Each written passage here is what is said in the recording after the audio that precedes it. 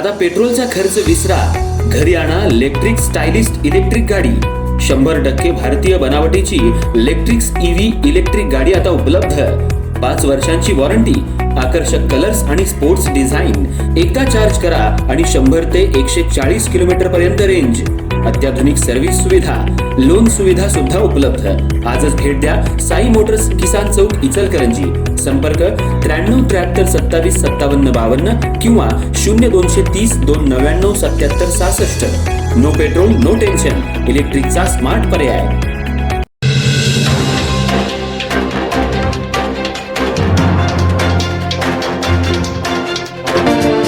इचलकरंजीत बनावट ईमेलच्या माध्यमातून व्यावसायिकाची तब्बल 19,33,266 रुपयांची फसवणूक झाल्याचा धक्कादायक प्रकार समोर आलाय।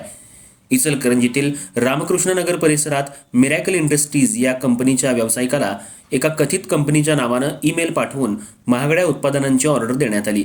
त्यानंतर विश्वास संपादन करून तब्बल $20,225 किमतीचा माल मागवण्यात आला। मात्र माल पाठवल्यानंतर संबंधितांकडून पैसे न मिळाल्यानं फसवणूक झाल्याचं व्यावसायिकाच्या लक्षात आलं।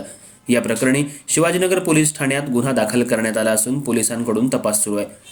इचलकरंजीतील रामकृष्ण नगर परिसरात मिरॅकल इंडस्ट्रीज नावानं व्यवसाय करणारे व्यावसायिक राजेंद्र कुमार राठी यांच्यासोबत हा प्रकार घडलाय।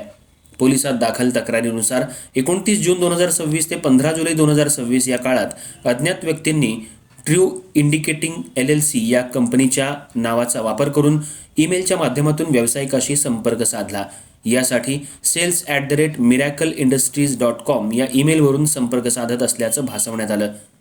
तसंच कंपनीच्या अधिकृत व्यवहारासारखे ईमेल पाठवून व्यावसायिकाचा विश्वास संपादन करण्यात आला। त्यानंतर महागड्या उत्पादनांची ऑर्डर देण्यात आली।